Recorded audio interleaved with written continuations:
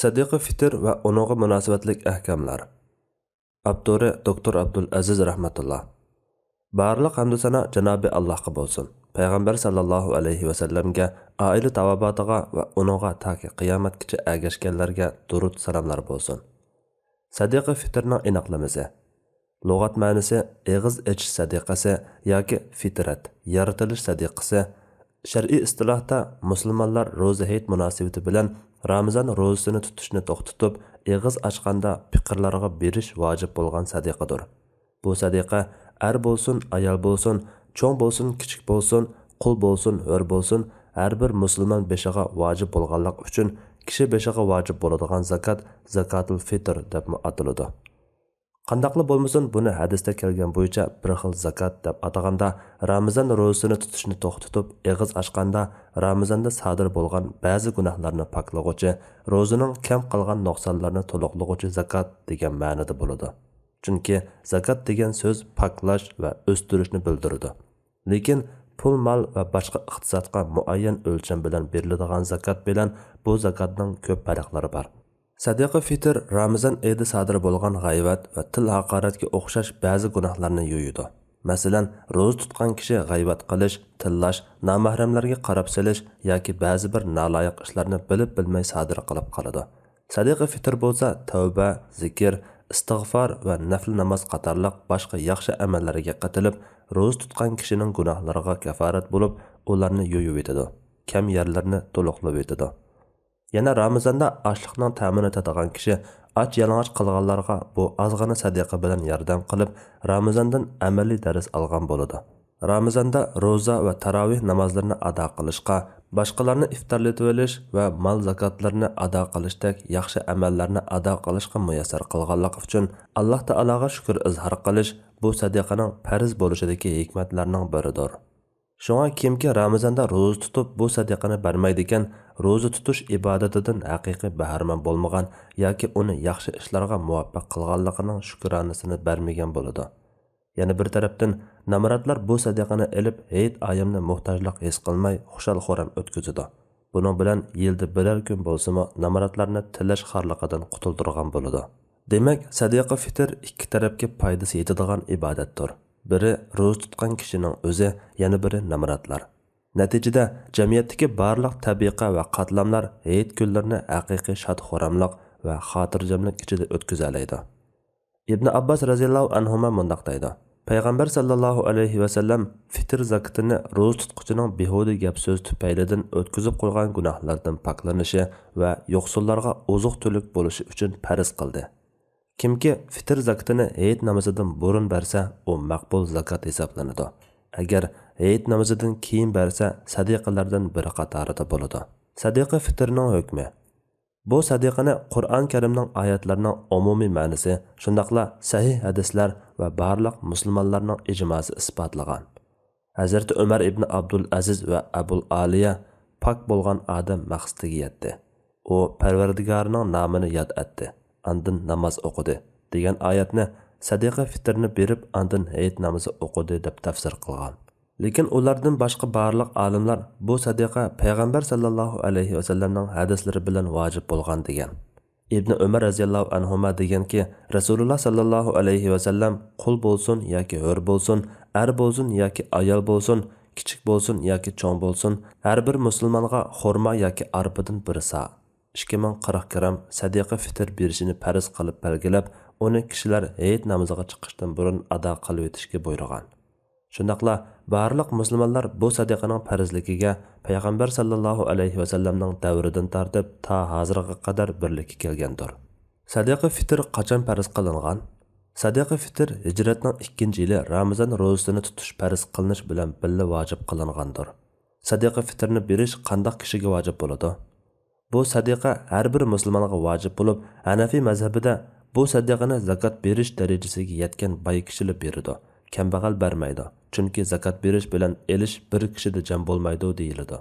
Boshqa mazhablar sadiqa fitr miqdoridan boshqa bir kecha kunduzlik oziqi qo'lida oshadigan bo'lsa, bu sadiqani berish vojib deb qaragan. Bu qarashga asosan namorat kishilarmi sadiqa fitrni beradi, ham boshqalardan oladi. Ya'ni namorat kishi sadaqa fitrni elib, qo'lida sadaqa fitr miqdoridan boshqa bir kuch kunduzlik oziq qo'lida oshadigan va boshqa zarur ehtiyoji qamdalgan bo'lsa, u kishining fitr sadaqa berishi vojib bo'ladi. Sadaqa elib orqadilla yana berganning nima foydasi deganda, uni mundaq izohlashga bo'ladi.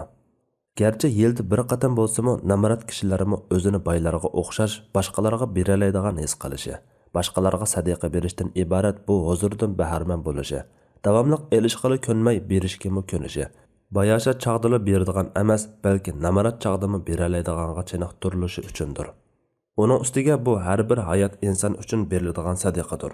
Shunga hayit namoziga 10 minut qolganda tug'ilgan buvoq uchunmi bu sadaqani berish vojib bo'ladi. Sadaqa fitrni qaysi kishilarga bersa bo'ladi? Sadaqa fitrni fiqir miskinlarga bersa bo'ladi. Sadaqa fitrni o'zidan boshqa yana kimlar uchun beradi?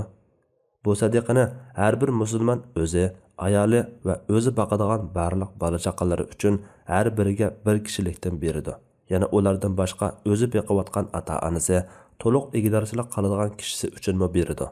Hayit namoziga qadar tug'ilgan buvoq uchunmi bir kishilik sadaqa beradi. Qo'rsoqdagi bola uchun bermaydi. Sadaqa fitrni berish vojib bo'ladigan vaqt. Sadaqa fitr Ramazonning oxirgi kuni kun patgandan keyin vojib bo'ladi. Vojib bo'lgandan keyin toki hayit namozi o'qigan qadar bersa bo'ladi. Hayit namozidan keyingi kechiktirgan ahvolda gunohkor bo'ladi. Bu zakat namoratlarning haqqi bo'lg'achqa toki bermaguncha qarz hisobida bo'ynidan saqit bo'lmaydi. Sadaqa fitrni hayit namoziga chiqishdan burun berish mustahab. Hayit kunidan 1 yoki 2 kun burun bersimi bo'ladi. Sahobalarning shunda qilganligi sahih hadislarda kelgan. Imom Buxoriy sahihida rivoyat qilishicha Ibn Umar radhiyallohu anhu mundaq degan. Ular sahobalar sadaqa fitrini hayitdan 1-2 kun burun berishadi. Yana ba'zilar Ramazon ichida beriversimi bo'ladi deb qaraydi. Albatta, unutib qolishdan ansirgan kishining Ramazon ichida fursat topib berib o'tishi afzal. Sadaqa fitrni berish vojib bo'ladigan joy. Kishi qayerda turgan bo'lsa, sadaqa fitrni shu yerdagi namoratlarga berishi vojib bo'ladi. Ammo ma'lum sabablar tufaylidan boshqa joydagi namoratlarga bersimi ham bo'ladi. Masalan, birisi ichkarida yoki chet elda turadigan bo'lsa, turgan o'rinda namorat musulmon yo'q bo'lib, boshqa yurtlarda namorat musulmonlar bor bo'lsa yoki namorat tuqqanlar bo'lsa, shularga yo'llab bersa bo'ladi. O'zi bir yurtda, bolalari boshqa joyda bo'lsa, bolalari uchun sadaqa fitrni o'zi turgan joyda bersimi bo'ladi. Bolalari bar yurtda bersimi bo'ladi. Chunki sadaqa fitr turli kaforatlar, fidya, nazr va qurbonlik pullarini boshqa joyga avatganda qaysi joyning bahosini hisob qilish haqida aniq bir ko'rsatma yo'q. Ba'zi olimlarning sadaqa fitrda berguchi turgan joyning kaforatda avatiladigan joyning bahosi bo'yicha berdi degandek bayonlar uchirsa, yana ba'zi olimlarning har ikkilisida berguchi turgan joyning bahosi bo'yicha berdi degandek bayonlar uchraydi. Meningcha, qaysi joyda baho yuqori bo'lsa, shu joyning bahosi bo'yicha bergani tuzuk. Chunki baho arzon joyda turgan kishi pulni baho qimmat joylarga avatsa, u pulga fiqirga bermoqchi bo'lgan tamoq yoki kiyim-kechak kelmasligi mumkin. Agar u joyda shu pulga shu narsa keladigan bo'lsa, arzon baho bo'yicha avatsa joiz. Masalan, bir kishi Yevropada turib sadaqa fitr bermoqchi bo'lsa, Yevropada bir kishilik sadaqa fitr 10 yevro bo'lsa, Turkiyada 5 yevroga sadaqa fitr keladigan bo'lsa, 10 yevro avatib bersa, afzalni qilgan bo'ladi. 5 yevro avatsa joiz. Ammo Turkiyada turib Yevropaga 5 yevro avatsa joiz bo'lmaydi. Chunki Yevropada u bahoda tamoq berolmaydi. Vatandagi tuqqanlarning fitr sadaqasini berib qo'yish haqida. Savol: Men Yevropada yashayman. Ota-onam va qarindoshlarim vatanda. Ularning hozirgi vaziyatda fitr sadaqasi berish, hatto ro'za tutish imkoniyatim yo'q deb o'ylayman. Shunga men ular uchun sadaqa fitr bersam bo'lamdi. Ular ham mening berdiganimni bilmaydi. Agar berishim durust bo'lsa, ular uchun qaysi davlatdagi o'lcham bo'yicha beraman? Vatandagi o'lcham bo'yichami yoki Yevropadagi turayotgan yerimning o'lchami bo'yichami? Yoki men avatmoqchi bo'lgan davlatdagi o'lcham bo'yichami? Alloh sizdan rozi bo'lsin. Javob: har bir musulmon o'zi va o'zi boqadigan oilasi uchun har bir kishiga bir kishilikdan sadaqa fitr berishi vojibdir. Agar vatandagi urug' tuqqanlaringiz orasida xotiningiz, o'z oldiga iqtisodi bo'lmagan bola-chaqangiz qatorliqlarga o'xshash beqib xarajatini qilib berishingiz vojib bo'lganlar bo'lsa, shundaqla ota-onangizning iqtisodi bo'lmay, ularni beqishingiz sizga vojib bo'lib qolgan ahvolda ular uchun sadaqa fitr berishingiz vojib bo'ladi. İmam Navaviy ata-ana va bola-chaqalarning xarajati nafiqa masalasida bayon qilingan shartlar bo'yicha vojib bo'lgan ahvolda ularning sadaqa fitrini berishi vojib bo'ladi. Xarajatini qilish vojib bo'lmagan ahvolda sadaqa fitrini berish vojib bo'lmaydi deydi. Yatliq bo'lgan qizlarning sadaqa fitrini berish ularning erlariga vojib, sizga vojib emas. Qo'lida iqtisodi bor qarindoshlaringizning sadaqa fitrini berishmi sizga vojib emas. Lekin sadaqa fitrini berish sizga vojib bo'lmagan tuqqanlaringiz sizga sadaqa fitrini ular uchun yeningizdan berib qo'yishni topilgan bo'lsa, siz bersangiz albatta ado bo'ladi. Berishni topilmagan yoki berishda sizni vakil qilmagan ahvolda ular uchun siz berib qo'ysangiz ado bo'lmaydi. Chunki bu bir ibodat. Ibodat uchun niyat bo'lishi kerak. Bu ahvolda ikki yo'l bor. Biri, agar ular sizning ular uchun berib qo'yganingizdan xabar topib rozi bo'lsa, albatta bo'ladi. Yana biri, ular hozir sadaqa fitrini zulm va boshqa sabablar tufayli berilmaydigan bo'lsa, vaqtida ado qilmaganlik sababidan gunohkor bo'lmaydi. Keyin beralaydigan bo'lganda qazosini qilib beradi. Sadaqa fitrini beriladigan joy bahosi bo'yicha bersangiz bo'ladi. Yuqori bahoda berish afzal. Sadaqa fitrining miqdori. Hanafiy mazhabida har bir kishi bug'doy yoki bug'doy unidan 1625 gram beradi. Arpa, xurmo yoki yemishdan 3250 gram beradi. Sadaqa fitr uchun naqd pul bersami bo'ladi. Balki naqd pul berish texmi yaxshiroq. Chunki kambag'allar naqd pul orqali har qanday ehtiyojini qamday oladi. Naqd pul bermoqchi bo'lganda, ashu miqdordagi oziqning shu kundagi bozor bahosi bo'yicha beradi. Ammo boshqa mazhablarda bo'lsa, naqd pul berishga bo'lmaydi. Shu yurtning asosli oziqlaridan 2040 gram miqdorida beradi. Albatta, hozirgi zamonda Hanafiy mazhab qarashi bo'yicha naqd pul berish muvofiqroq. Chunki namrat kishilar naqd pulni olib, lozimli narsalarni sotib oladi. Buningga asosan bug'doy uni yoki guruchning 1 kilosi 3 yuan bo'lsa, Hanafiy mazhabning qarashi bo'yicha bir kishi 5 yuan, boshqa mazhablarga ko'ra 6 yuan atrofida bersa bo'ladi. Ammo acharchilik yoki ochliq qiz chaqlarda ochliqning o'zini berish afzal bo'ladi. Pul bersami bo'ladiganligining dalillaridan biri shuki, Muoz roziyallohu anhu Yaman aholisiga "Menga zakotinglarga hisoblab, arpa bilan qo'noq o'rniga to'n va kiyim-kechak qatorliq tovar mollarni beringlar. Bu ham sizlarga qulayroq, ham Nabiy sallallohu alayhi va sallamning Madinadagi sahobalarga yaxshiroq" degan. Va ularni Rasululloh sallallohu alayhi va sallamga yetkazganda Rasululloh sallallohu alayhi va sallam uni ayblamagan. Muoz roziyallohu anhu islom shariatini jumladan halol va haromni eng yaxshi biladigan sahobalarning biri bo'lib, uni Rasululloh sallallohu alayhi va sallam Yamanga valiylikqa tayinlagan. Yuqorqi so'zini u zakot yiqqanda aytgan. Yaman shu vaqtda raxat va kiyim-kechak ishlab chiqarish bazasi edi. Shunga yamanliklar uchun zakotga raxat va kiyim-kechak berish eng qulay edi. Madinadagi muhojir va ansarlarning yo'qsullarning bo'lsa, raxat va kiyim-kechakka bo'lgan ehtiyoji intayin kuchli edi. Chunki Madinada kiyim-kechak ishlab chiqarilmaydi. Bu hadis yillik zakot to'g'risida kelgan bo'lsa-mu, sadaqa fitrmi bir xil zakot bo'lg'achqa, bu vaqtda yetarlik dalil bo'ladi. İmam Buxoriy hazratlarimi sadaqa fitrni pul hisoblab bersami bo'ladiganligiga ashu muallaq hadisni va boshqa bir necha sahih hadisni Sahihul Buxoriyda keltirgan. Uning ustiga Rasululloh sallallohu alayhi va sallam shu chaqda kishilarga qulay bo'lgan ochliq turlarini tilga olgan. Uningdan boshqani bersang bo'lmaydi demagan. Sahobalarmi undaq demagan. Hadislarda ma'lum turdagi ochliqdan bir nechini sanagan. Uning ichida bug'doy tilga ilinmagan.